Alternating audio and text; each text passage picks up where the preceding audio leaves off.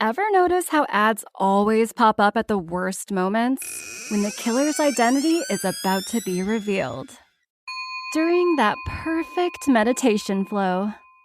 On Amazon Music, we believe in keeping you in the moment. That's why we've got millions of ad-free podcast episodes, so you can stay completely immersed in every story, every reveal, every breath.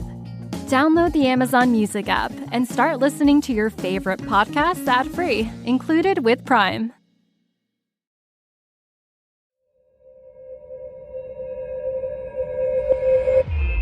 You're listening to a Roddenberry podcast. You're listening to Mission Log the Orville, an episode-by-episode discussion of the adventures of the crew of the USS Orville.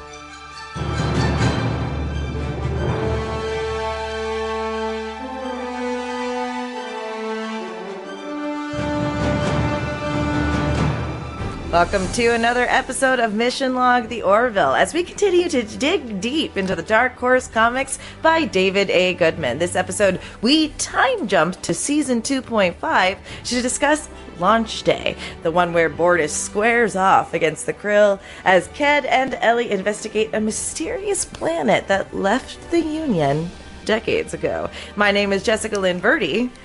And my name is Mike Richards. We've got the return of Captain Kraytok today. Ha! Mission Log the Orville is a conversation that depends on your participation. We'll dive deep into the messages, morals, and meanings contained within Launch Day, because that's what we do on Mission Log the Orville. And then we get to hear your thoughts and ideas when you tell us what you think at ML_the Orville on Twitter, Mission Log Pod on Facebook, or you can email us at missionlog-theorville@roddenberry.com. If you're watching this on the Roddenberry YouTube channel, hit like and subscribe. And remember, we may use your comments on an upcoming episode. Speaking of comments, Jessica. What? I didn't do it. It wasn't you. I did get a text following our previous episode, which is called The Word of Avis. And I think probably 10,000 times during the recording last week, I called it The World of Avis.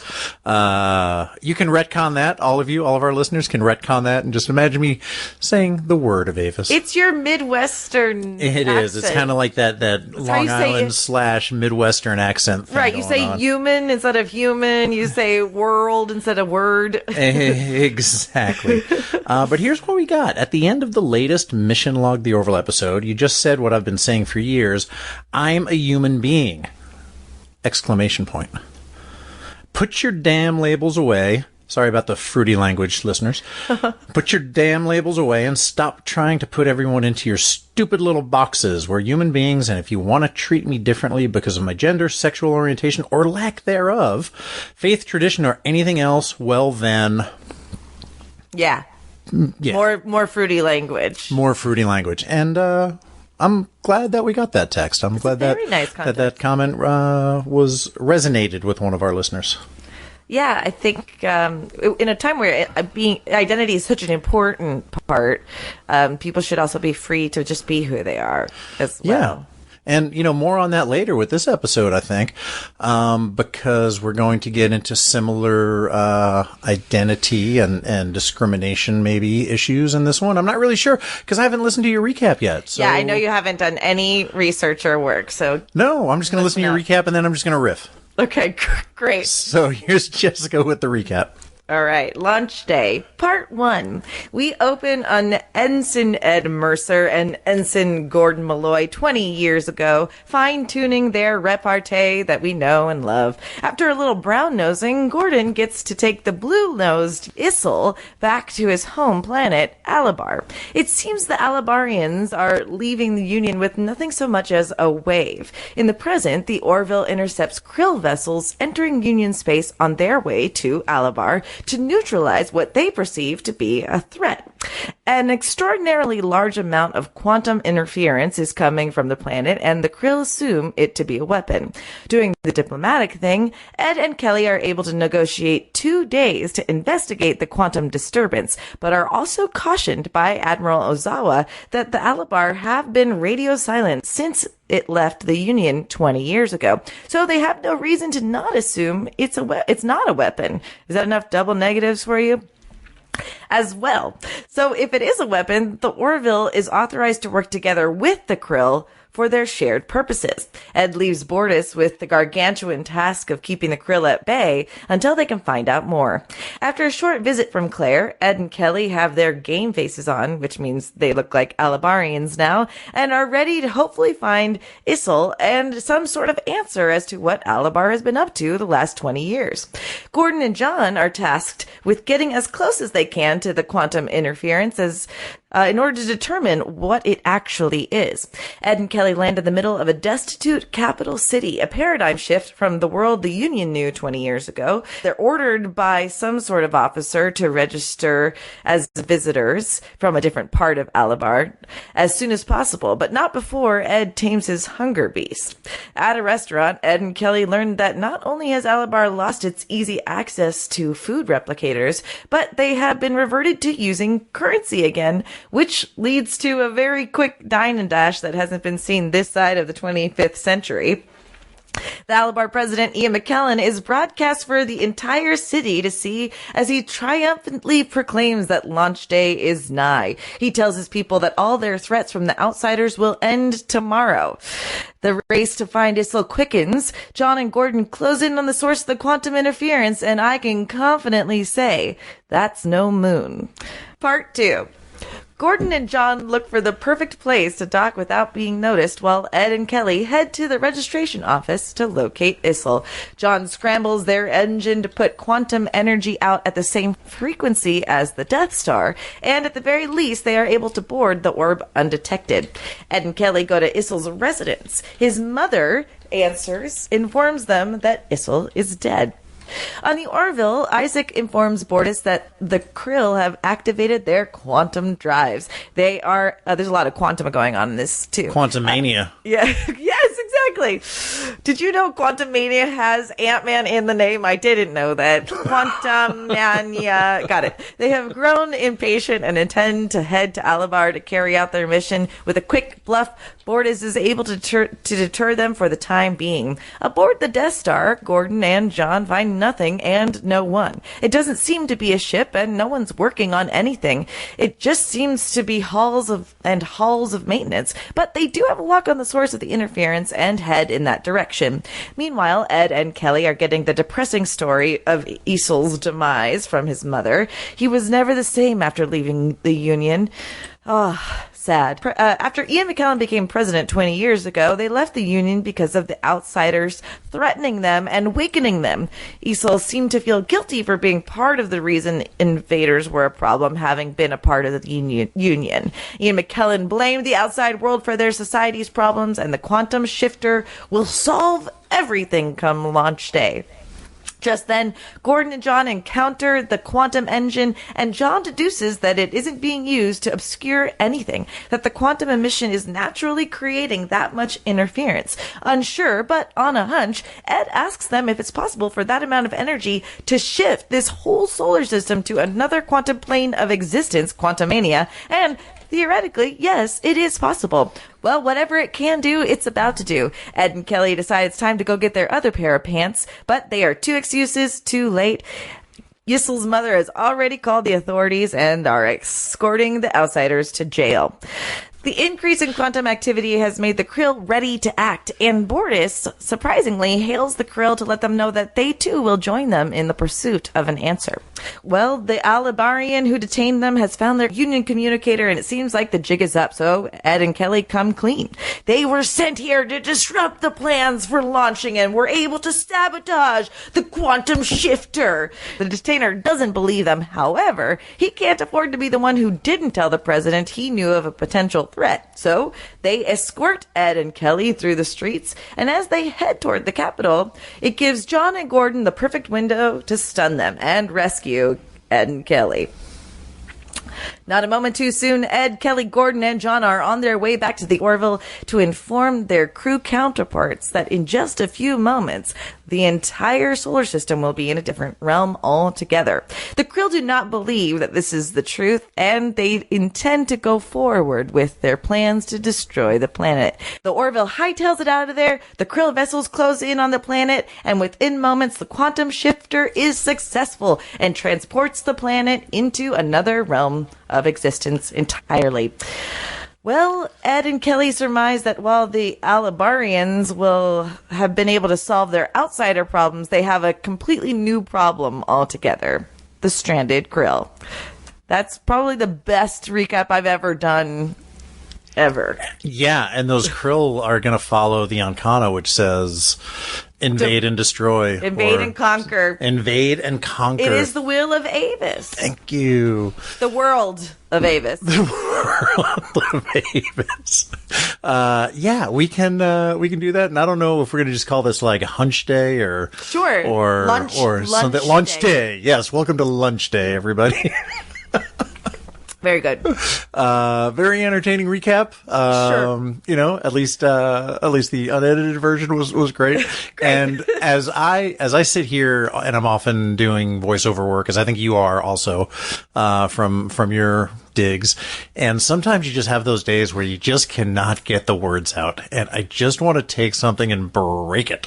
But you have a much better sense of humor than well, I do. you do it so many times, you just have to accept it. Actually, my boyfriend recently just played for me Michael Jordan trying to say Gatorade is in you.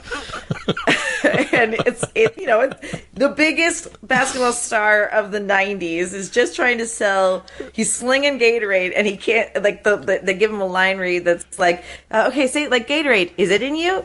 Is it in you? And he goes, Gatorade, is it in you? Is it in you? He cannot. So do yourself a favor if you want a good giggle and you want to understand what it's like to be on the other side of the mic. Not this mic, but the actual microphone. And we get it, man. We're all good at different things. Thank goodness. Hey, he made $1 million by not being able to say, is it in you? So. Oh my God. And I just watched Air last night with my daughter. I got to get in on that. Phenomenal movie. I really enjoyed it. Just for the soundtrack and the period piece. Viola, that we right? can call the 80s.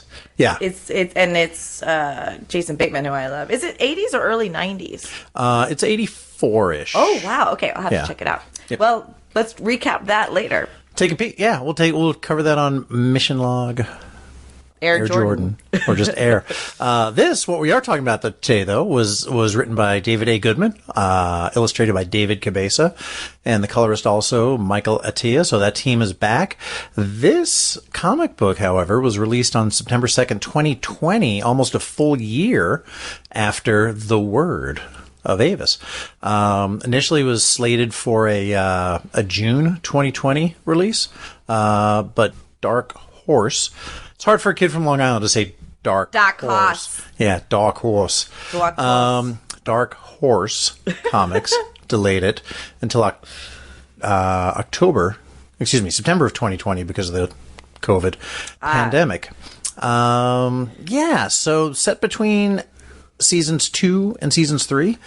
We have 4 stories to talk about during seasons 2.5. Interesting fun fact on the Quantum Drive podcast, David Goodman said he originally sketched out the story around 2015 while he was writing the autobiography of James T. Kirk.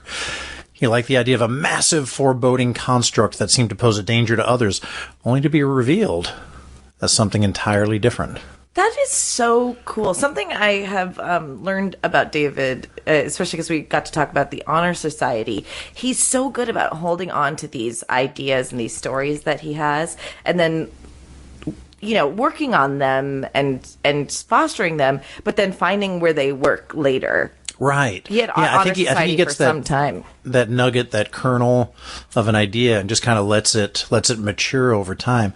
And I'm glad you brought that up because he did. He was very open with us about how long he had sat on some ideas, not only with Honor Society, but also with the Krill. He mentioned societies that, become more technologically advanced often it's perceived that they become maybe less focused on religion, and they wanted would be to the theory. Right. They would have the theory, and they would they wanted to explore the Krill, that kind of both of those things kept. So really interesting. Another Krill story that we have today,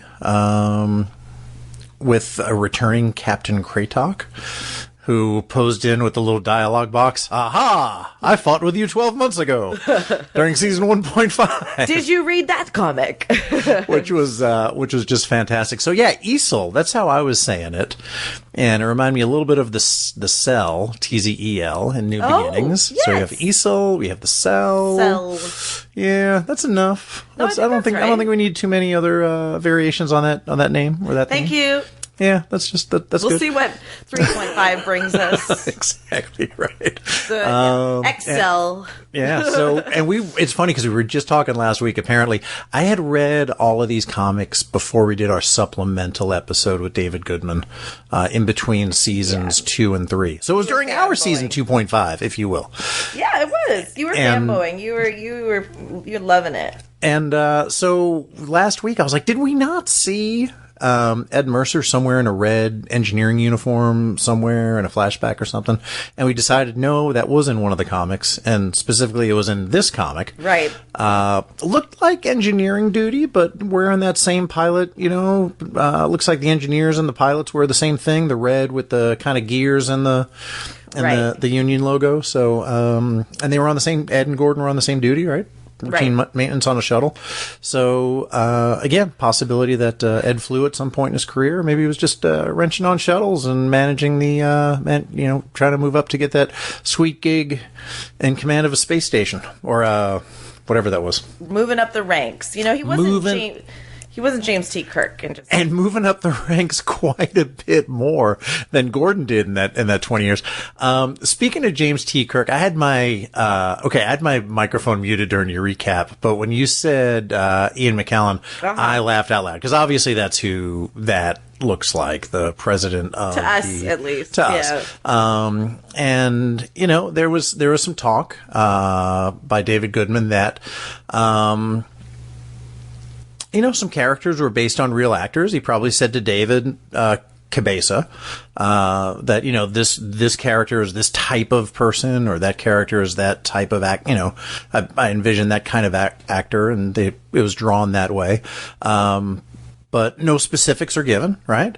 Right. To me, the captain of the USS Boar, the science ship from 20 years ago, looked kind of like a cross between Star Trek: The Motion Picture Captain Kirk. With kind of like the dark hair, but a little bit pudgier, kind of like 91-year-old William Shatner. I thought he looked like a brunette head of engineering guy. The blonde who's also on the cover of this thing.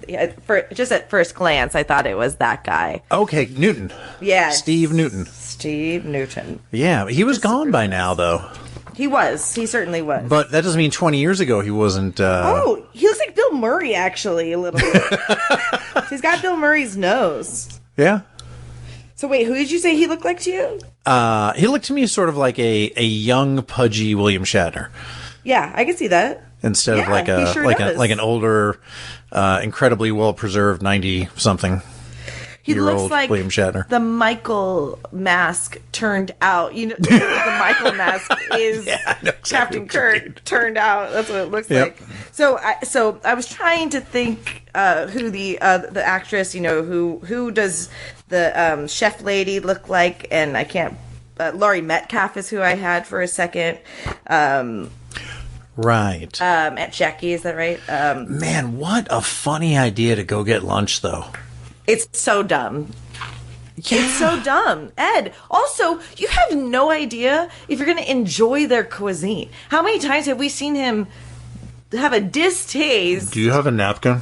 Yeah, exactly. Exactly. But Isil's mother, I think, is Winona Ryder from... Oh, my God, from Stranger Things? Yes. Because she's got a Will Byers, My Son's Dead, and then the jacket. Yeah? I think it's a Winona Ryder thing. Yeah, like you tell she was, an attractive woman, living through some stressful times. Right. And the hair's about the right length. Taking a toll on her. I loved the line where she was like, no, you can't come in unless you have nothing better to do than bother an old lady and talk to her about her dead son. And Kelly was like, yeah, we don't. And she was like, okay, come in then. I love that too. That's where, the humor of the show can really shine because it's the truth of the moment, right? Yeah. We talk about that a lot. Mm-hmm. And my personal philosophy with comedy is the comedy comes in the truth, and that was such a good line. It does. It comes with those, those relatable moments. Right. Like when you look back 20 years ago and wondering what you were doing with your haircut. All right. Here's the thing. I doubt that haircut's even regulation. Why? You had to put some... I love a good mop top. I'm a Beatles fan. Uh-huh. And I would love to see Seth with a little bit of a mop top. Sure. Right. That was bad. What do we think? He's 18?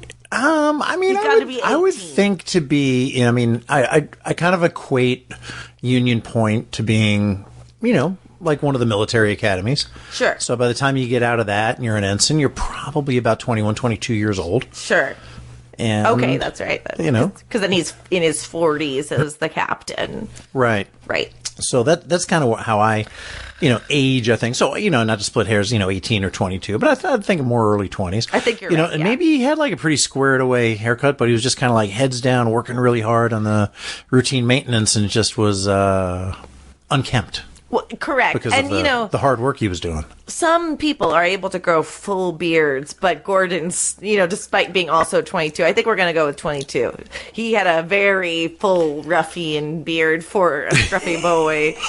But I love that challenge that the comic books... Like, you can give yourself that challenge with the creativity. It's like, oh, let's see them. You don't have to spend thousands and thousands of dollars in retroactively de-aging your physical actor. You can just draw it, and there's something really freeing with that. Oh my God! So I don't even know where to go next. The first thing I wanted to talk, we're talking about that and how the actors are drawn. What I noticed at the end of this story, and it might have been at the end of the 1.5 books also, I just didn't notice it, was the sketch work in the back of it is what I got in my Kindle edition. So I got to see sort of early sketches of Ed and Kelly in their blue clothes with bluish skin, and it was really, really interesting, that concept work and how it really transferred to the story, because their label is like early artwork.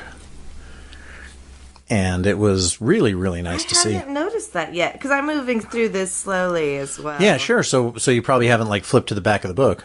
No, but this is amazing. I'm really excited for this lady in this superhero getup. What's going on? Zorro meets Catwoman. Yeah, that's the one we're about to do. We'll do that next week when we cover Heroes. But in this one, I thought the look was really, really working for Kelly. Just, the clothing and the kind of the hair behind the ear kind of thing was it just looked very good. It was very easy on the eyes, I thought. I think that's a fair compliment. Not that, Ed Mercer's not easy on the eyes. He's easy on the eyes. He's quite easy on the eyes. He's easy on the eyes. They're very handsome as teal people. They are. They really are. The other thing that you mentioned before about, being able to see things, Kratok was like, please adjust the lighting on the ship. Mm-hmm. And, when they get over, I'm expecting to see everything like really, really dark, kind of like when they did the signing of the Loch-Vi treaty. Right. And, I guess I connected those dots during that episode when they signed the Loch-Vi, why it was so dark in that room. So they didn't kill all the space vampires again. Correct. But no, the frames of them hanging out in the conference room on the Orville are just as bright as everything. Correct. They've been doing up until then. In fact, there's one where it focuses on Ed, and it's just like the transparent white background. So it's that killed them in that moment. I kind of thought maybe the longer the Krill disagreed, the slightly brighter the lights would get. Oh my God! They just agreed with anything. I love that. Yeah, I mean, I guess you can't really overly darken, a drawing. I mean, sure you can, but I'm sure it was a stylistic choice to, rather than just draw it that way, say it out loud, like, do not kill us as you have killed my brethren. It is not the world of Avis. Which, if you ask the Krill, it's all the worlds that are the world of Avis. That's correct. Yeah. I love John on this mission too, because he is just putting it together so quickly, and he really is acting very bravely too. I think so too. He's analytical. He's measured. Mm-hmm. I think there was a little bit of sort of the dramatic, I know what's going on, but I'm going to keep a secret. When Gordon was like, you think it'll mask our signature or it will mask our signature? And then he was like, boom, go ahead and dock.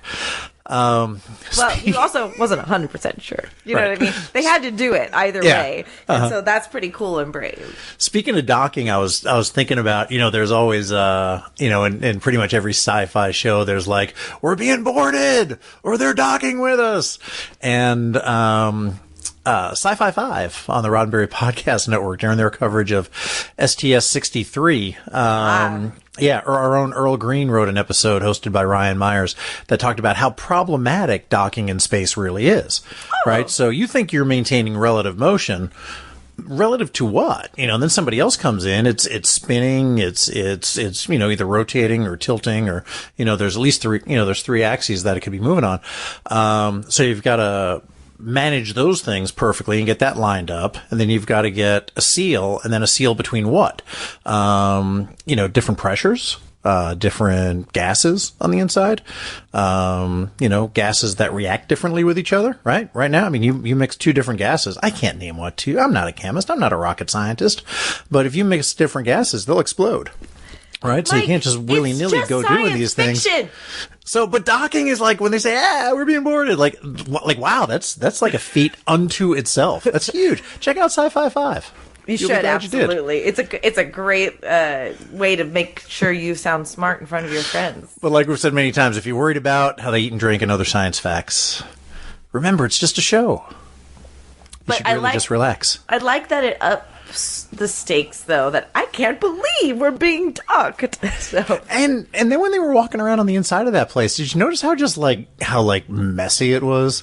There was just like cut wires laying all over the place. And stuff like that. Like, it was like just as run down as the streets, on the capital city that they were walking around on of Alabar. And I think we'll talk about this a little bit more when we get into why they wanted to shift into a different realm and, the tactics that the leadership used. But I would be so curious to understand what we didn't really get was what did the society think was ailing them, and why did they think it was outsiders? And I would love to talk about that in general. I don't know if we got enough of the specifics, but yeah, definitely something for the next part of the show. Yeah.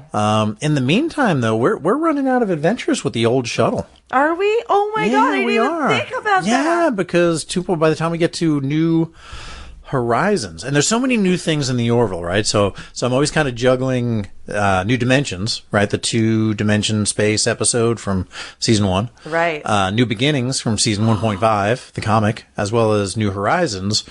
Spoiler alert for those of you who haven't gotten there yet. Season 3 of the Orville. I did not put. I didn't even think about the. Okay. So yeah, I've always got to think a little bit. And if I'm the guy that like the word of Avis and the world of Avis confuses me, think about how many cats are running around my head with the other one. But Jess, you ready to move over to the other side and talk about the big ideas in this one, which there are a lot. I've never wanted anything more in my life, Mike. Oh my God. I'm so glad I brought it up. Keep the outsiders on the other side, though, okay? Sounds good.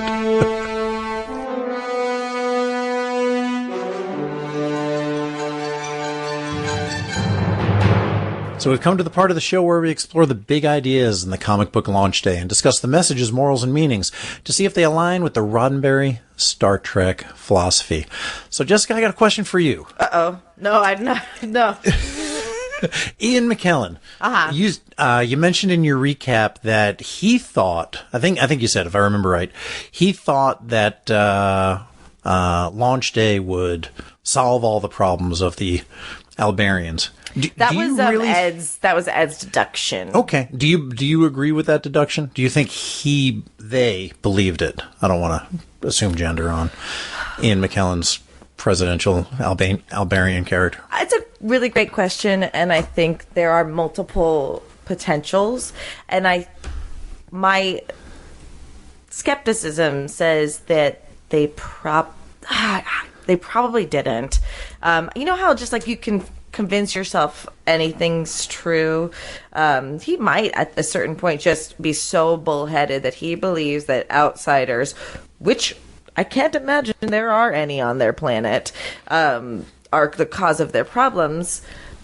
But when you heard the launch lady talk about the fact that the rich might still have replicators. I'm just picturing us calling this episode Lunch Lady instead of Launch Day for the whole time. It isn't Lunch Lady? I'm so confused. But maybe that's why he was hungry, because I kept on hearing the word launch.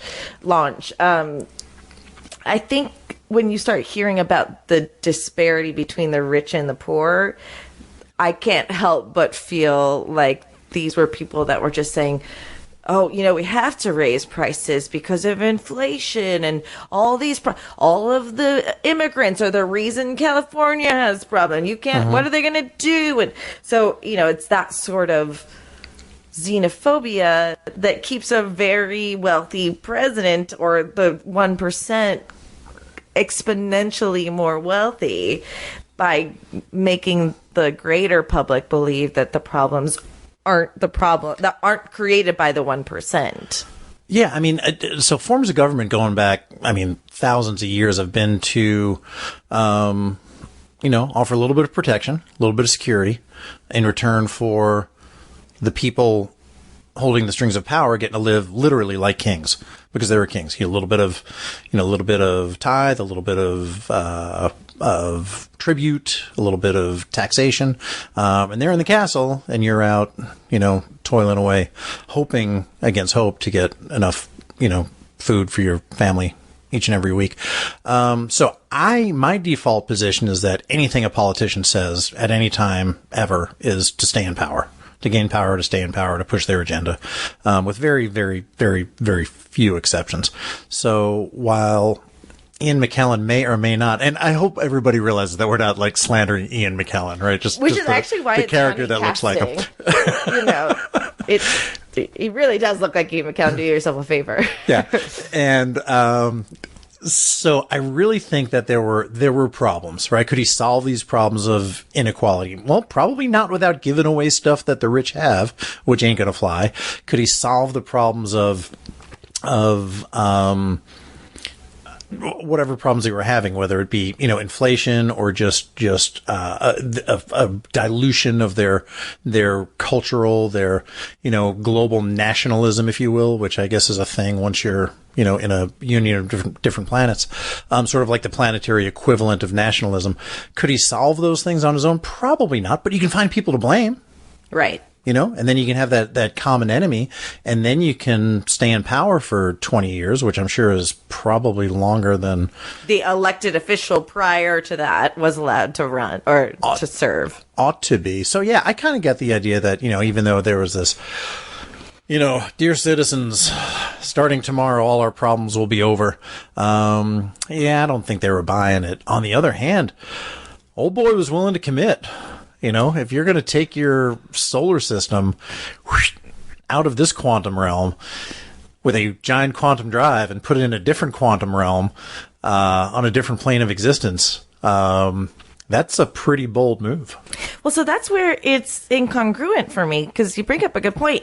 He's saying it's going to solve all of our problems. Right. It's like Trump saying we're going to put up the wall. That's going to keep immigration from happening, right? Or whatever, because that's the biggest problem America has. And if you can't hear my emphasized air quotes, then you aren't understanding me. But then you need to learn how to hear emphasized air quotes. Yes, you do, please.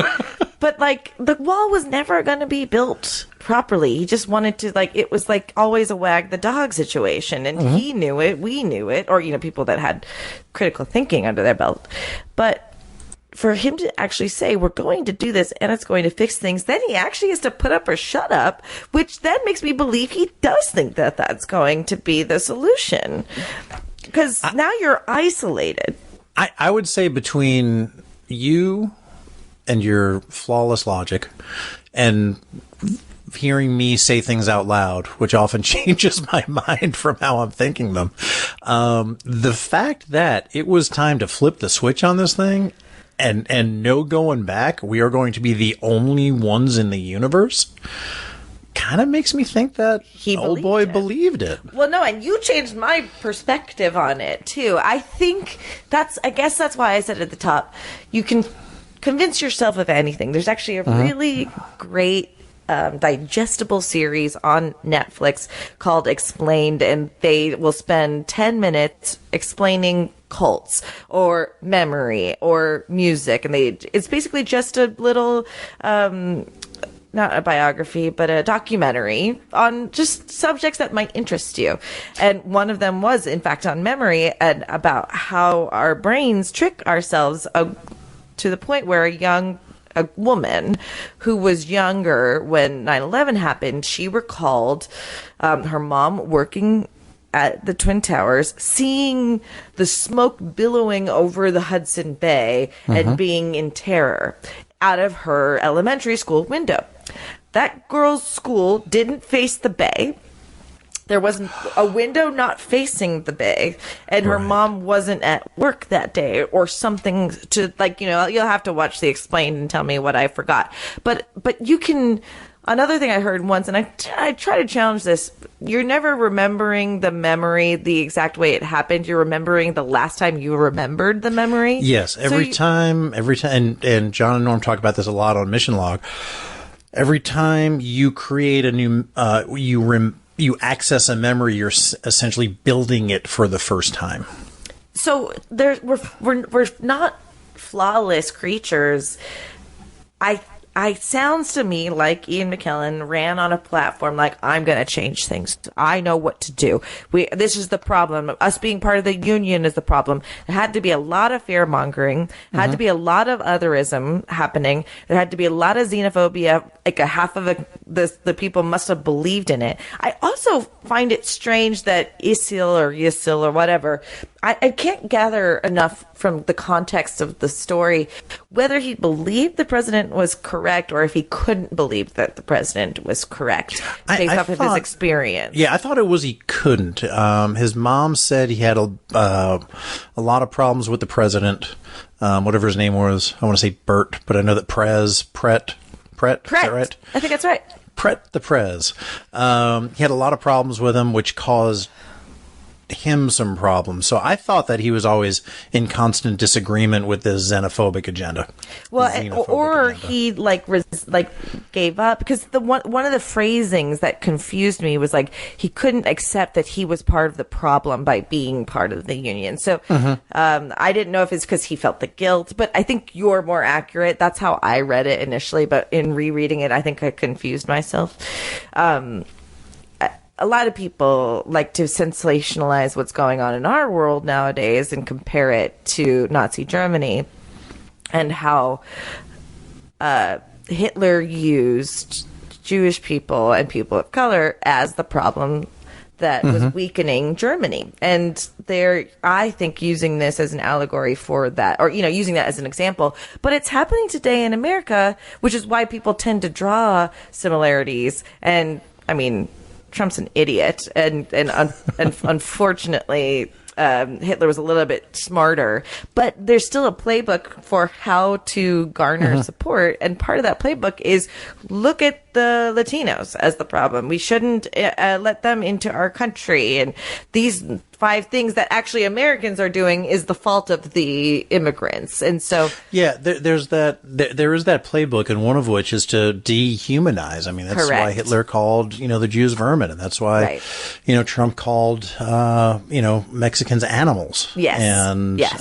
Categorized all of them, the majority of, when he said they're not the best people they're sending over here. It's their rapists and murderers and that ilk. I mean, that is well, it's successful in getting the people who are already disenfranchised and are already experiencing, like you said, struggling for their meals. It's giving them a source of frustration that isn't the cause of the frustration. And Right. the other thing that is just in general very difficult to swallow, it's a hard pill to swallow once you think about capitalism. We're all sold this idea of like, you're going to be able to be rich if you just do like, keep your head down, work really hard and do these 5 things or whatever. Everyone, I was raised in a household where it was beneath you to take a regular job because we were going to be rich one day or what have you. Right. So instead of going, hey, just work a little bit hard here, let's have some equality, let's all like make sure everyone's fed, let's fix that problem. They are doing their best to put the problem elsewhere. So I think Ian McKellen believed it and then ended up drinking his own Kool-Aid. Probably. So there is that sales job of, if you work hard, you too can be a billionaire. Yes. Which keeps people working hard. Now, Yep. what is the work that most people do accomplish? It makes you some money, right? You get your salary. It's making somebody else a whole lot more money. Yes, Or correct. they wouldn't be paying you to do it. Right. I wanted to kick back to this. So this is the conversation between Easel's mom and Ed and Kelly. Easel's mom said, so you knew Easel when he left the Union Fleet? And I said, yes, I remember he didn't want to resign. And his mom said, that's an understatement. He hated Pret, got him into a lot of trouble. Pret, ? Ed says, and she goes, oh, you've never heard of the leader of our planet for the last 20 years? At which point she excuses herself to get some refreshments. She was calling the cops. She sure was. Also, he answered the communicator while she was in the other room, too. So if we had one extra panel, she would have been like, the heck is that? What is that? Yeah, exactly. Yeah, so, Winona Ryder, and now I can't unsee that looking at her. Looking at her now. But that's the thing. And you can't, once there's a critical mass of folks that buy into that philosophy, you really can't go against it without putting yourself at great peril. Right. Well, what do you Sadly. mean necessarily? Like, Once there's a critical mass of an authoritarian regime.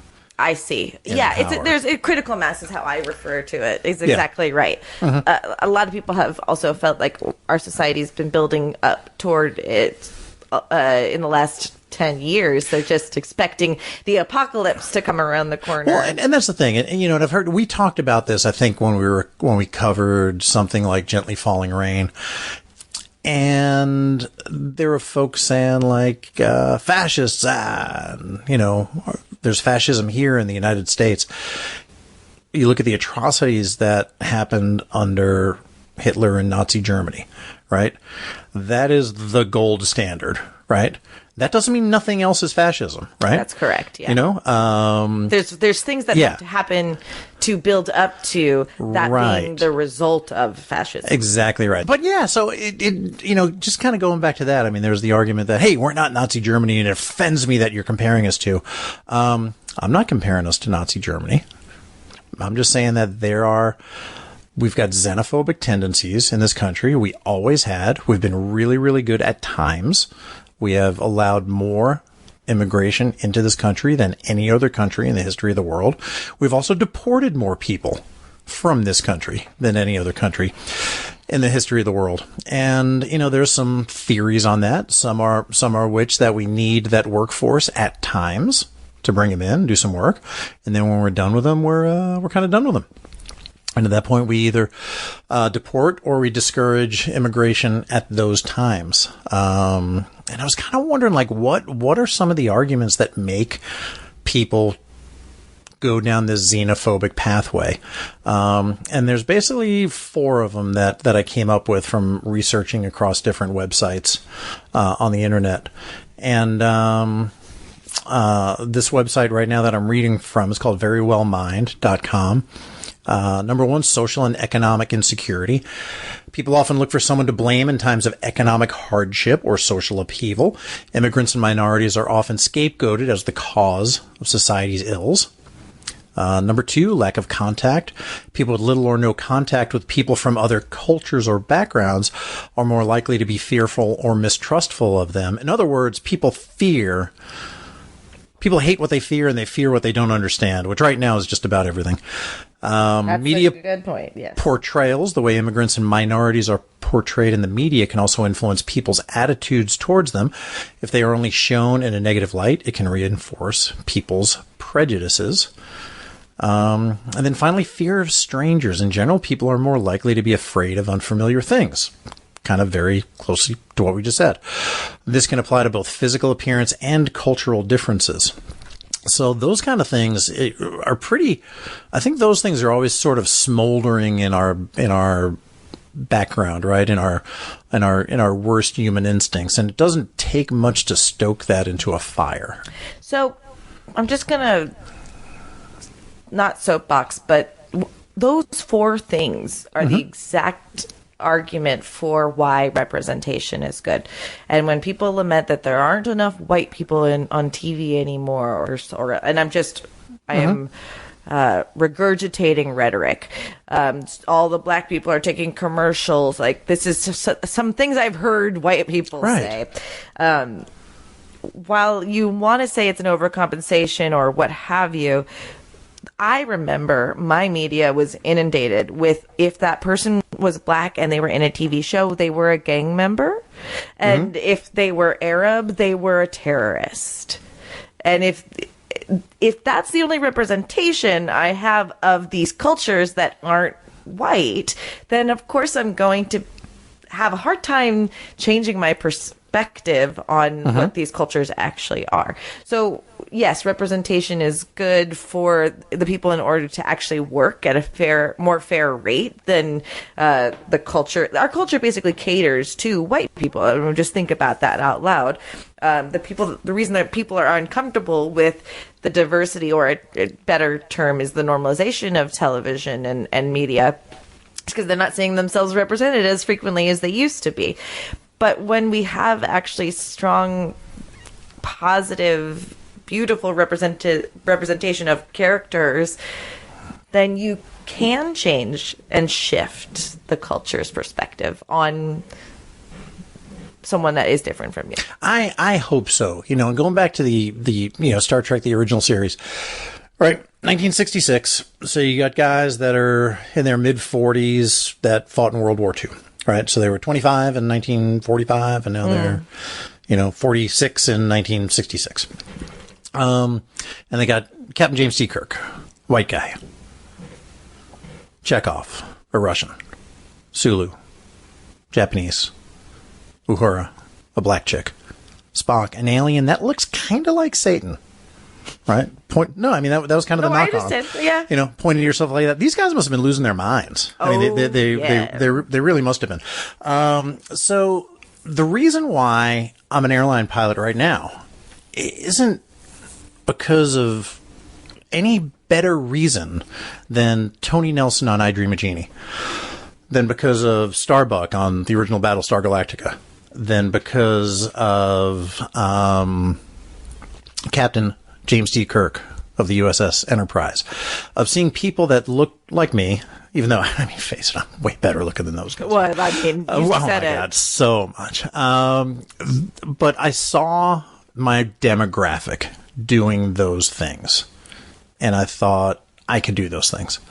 And when you don't see your demographic doing anything but being an assistant to, the real doctor, or being, killed by the end of the episode, or being a criminal, or being a terrorist, then are you going to aspire to those other things?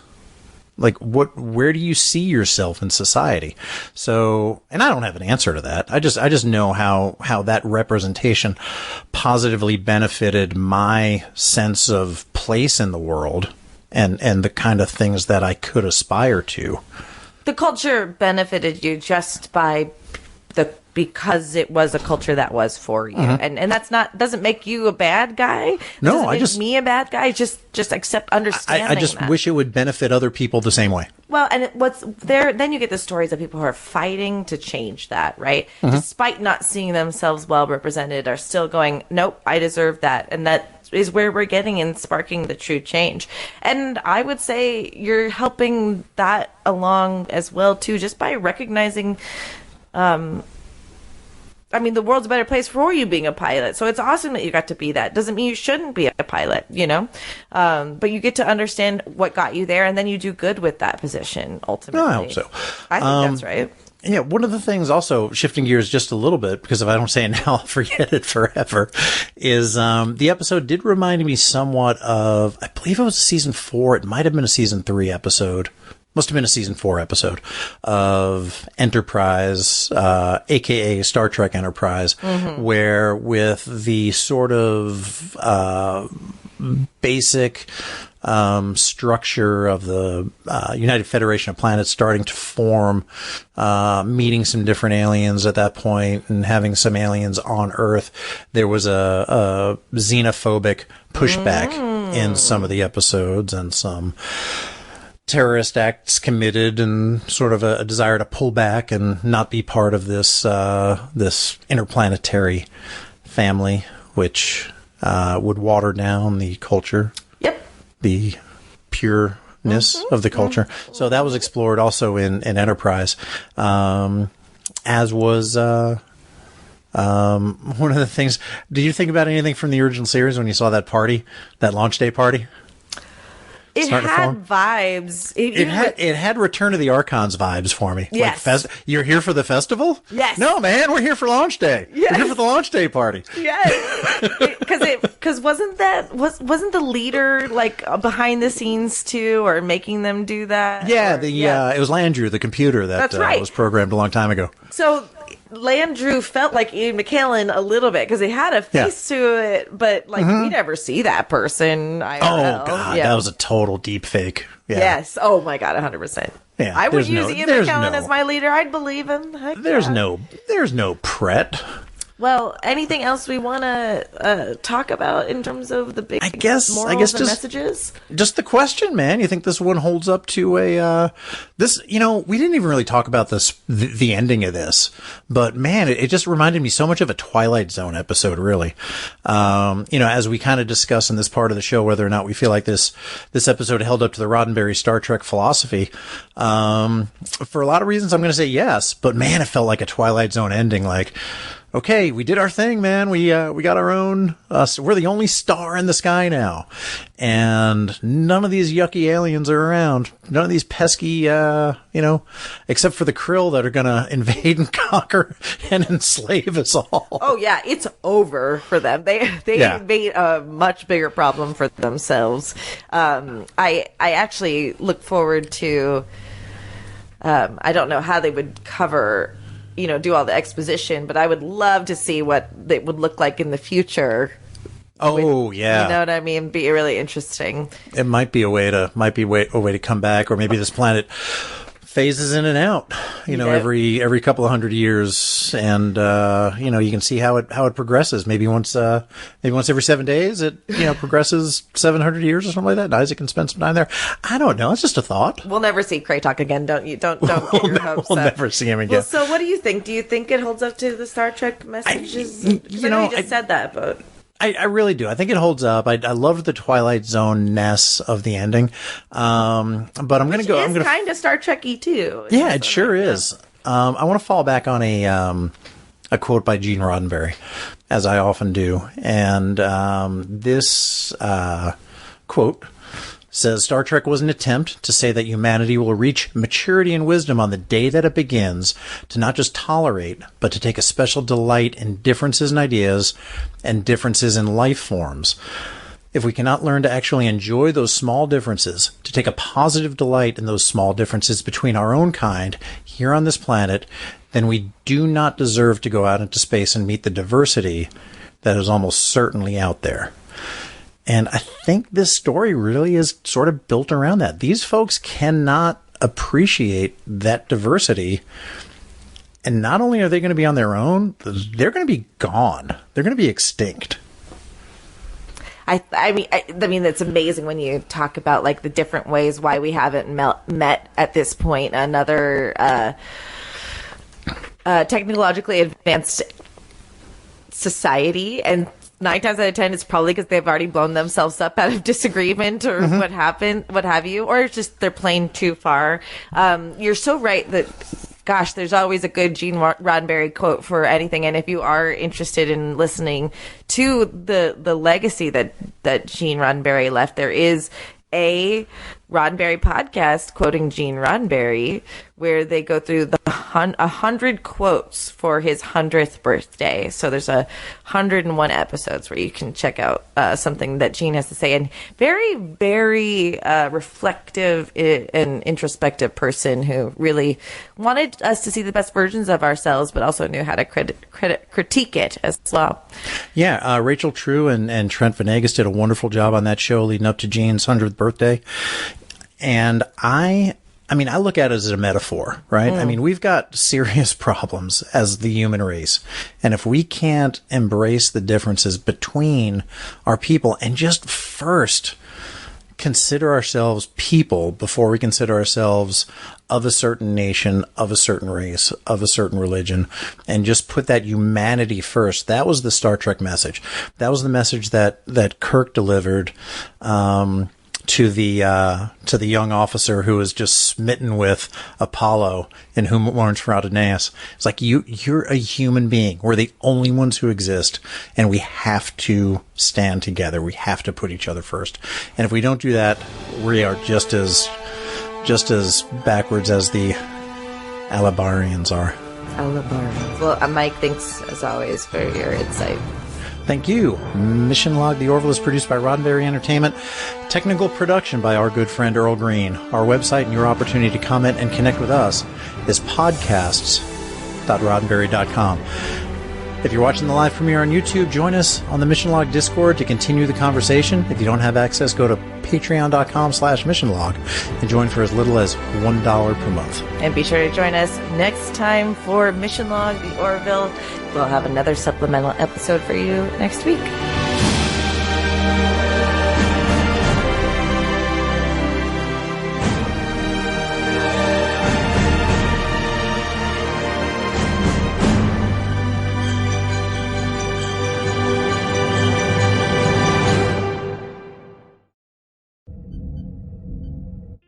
This is a Roddenberry podcast.